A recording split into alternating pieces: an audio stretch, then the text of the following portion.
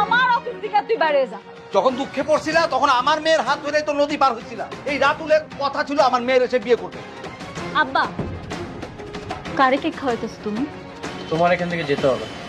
কান্না করে কি আছে? হ্যাঁ, তুই তো জেনে শুনে আগুনে ঝাঁপ দিয়েছিলে, তাই না? আমি একা থাকতে চাই। আমার নিজের সাথে নিজের লড়াইটা এখনো শেষ হয়নি। আপনাদের সন্তানের মৃত্যুর জন্য আপনি আর অনেক দুজনই দায়ী। মানে? আমরাও তো ভুল করছি, তাই না? তোমাকে না বলছি এই বস্তিতে আর কখনো আসবে না? কেন আসবে? হ্যাঁ সেটাই, তোমার যেটা ভাবার সেটাই ভাবো। তুমি এখান থেকে প্লিজ চলে যাও, কখনো আর এখানে আসবে না। আমাকে একা থাকতে দাও।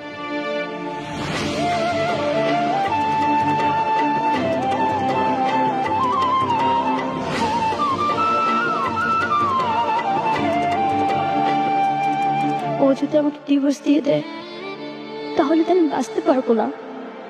এই পৃথিবীতে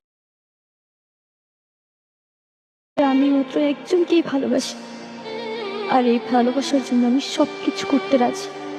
আমি সন্তান নিলে মনে হয় ও আমাকে ভালোবাসবে, তাহলে এই সন্তান নেওয়ার জন্য যা করতে হয় আমি তাই করব।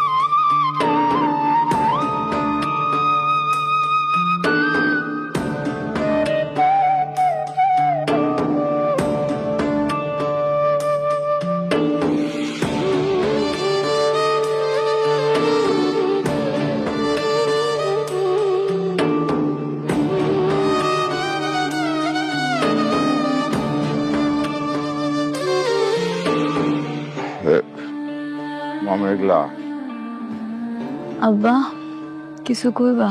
কেন আইছো তোমরা এত রাইতে? কি রে মা, অফিস থেকে এসে সেই যে এখানে আজ থুম মেরে বয়ে রইছস, কিছু তো বুঝতেছি না। কিছু হয়েছে? মন খারাপ? না, মন কেন খারাপ থাকবে, সব ঠিকই আছে। ওমা, অনেকের বিষয়ে কিছু ভাবছোস? কি করবি জানি না। ওর কথা ভাবতে গেলে আমার সন্তানের কথা মনে পড়ে।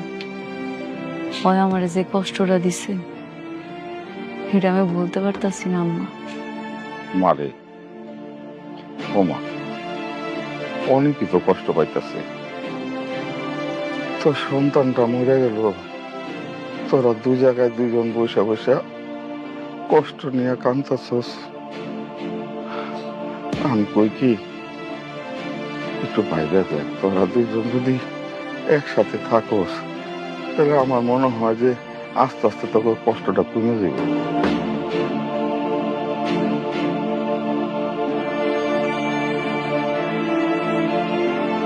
ওমা, চল ঘরে চল, রাইত হয়েছে, খাওয়া দাওয়া করে ঘুমাবি। চল যাও আম্মা, তোমরা যাও, আমি আইতাছি। যাও বা।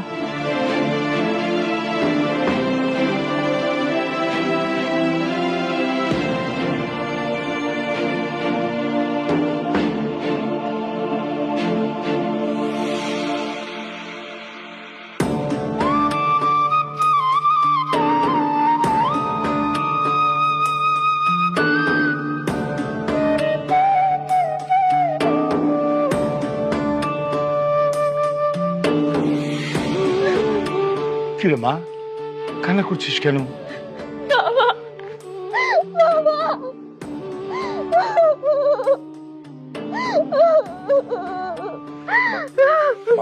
বাবা শান্ত শান্ত, একটু শান্ত শান্ত। কি হচ্ছে মা, কেন কান্না করছিস বল? কেউ কিছু বলেছে? বল আমাকে। বাবা, আমি যে মা হতে পারবো না, এতে কি আমার কোনো দোষ আছে তুমি বলো? না, এতে তো তোর কোনো দোষ নাই। কেন রে মা, তোকে কেউ কিছু বলেছে? বল আমাকে। আমি মা হতে চাই বাবা। আমি ডাক্তারের সঙ্গে অপারেশনের ব্যাপারে কথা বলতে চাই। অসম্ভব মা, অসম্ভব। এই অপারেশনে অনেক রিস্ক আছে, এটা আমি তোকে কখনোই নিতে দেব না। বাবা, এছাড়া আর কোনো উপায় নেই। আমি অনেকের কাছে যেতে চাই।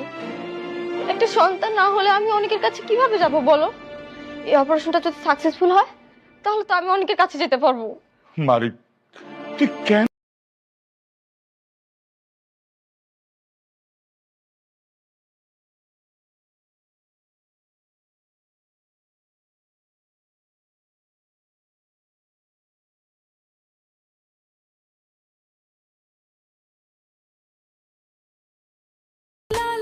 শহর ঘুমায়, একা বসে থাকে চুপচাপ, মনের জানালা খোলা, হাওয়া বয়ে যায়, দূরের আওয়াজ একা ভেতরে।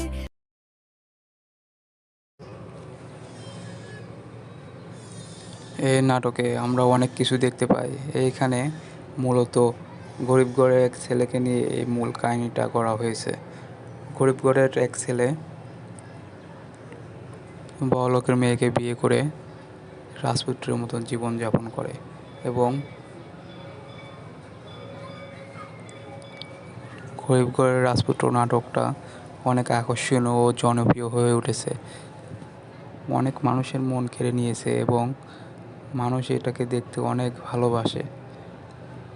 গরিবঘরের রাজপুত্রের নাটকে গরিব ছেলের জীবন নিয়ে মূল কাহিনীটা করা হয়েছে এবং বড়লোকের ঘরের মেয়ে কিভাবে গরিব ছেলেকে ভালোবাসে ও কিভাবে গরিব ছেলের সাথে জীবন কাটায় তা নিয়ে মূল কাহিনীটা করা হয়েছে।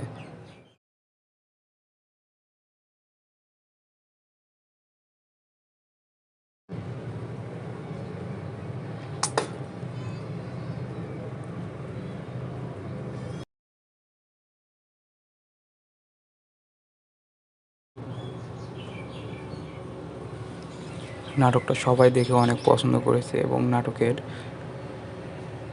অনেক আকর্ষণীয় দৃশ্য দেখানো হয়েছে।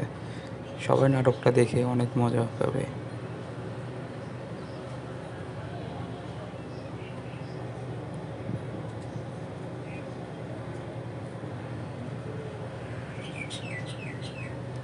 নাটকটা সবাই অনেক ভালোভাবে দেখবে, অনেক মজা পাবে।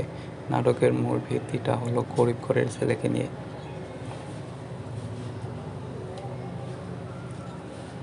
কিভাবে এক গরিব ঘরের ছেলে এক বড়লোকের মেয়েকে বিয়ে করে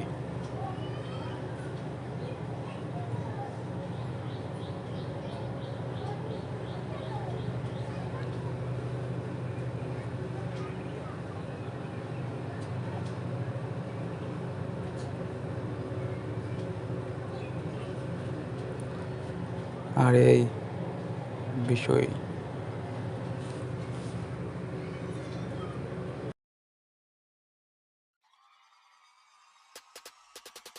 কার ভাগ্যে ফুটবে ফুল, কে পাবে এই চান্স, পেনাল্টি শুট আউটে বুকটা ধরফর করে, লাস্ট মিনিটের গোলে পুরো স্টেডিয়াম নড়ে, কান্না আর হাসি মিশে এক হয়ে যায় রাতে, ফুটবল মানেই তো ভাই আবেগ সবার সাথে, রোনাল্ডো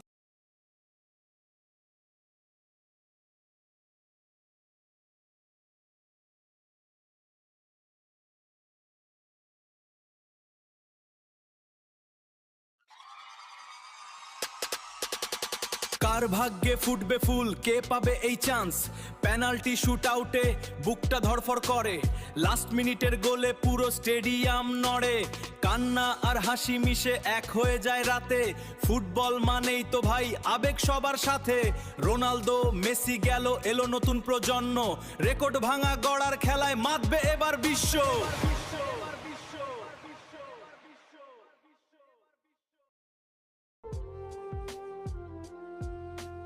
বৃষ্টির ছায়ায় শহর ঘুমায়, মন হারায় কোন দূর সীমায়, জানলার অপারে নীল বাসনা, একা বসে আছি নেই কোনো কামনা, এই নীরব রাত শুধু স্বপ্ন বুনে চলে।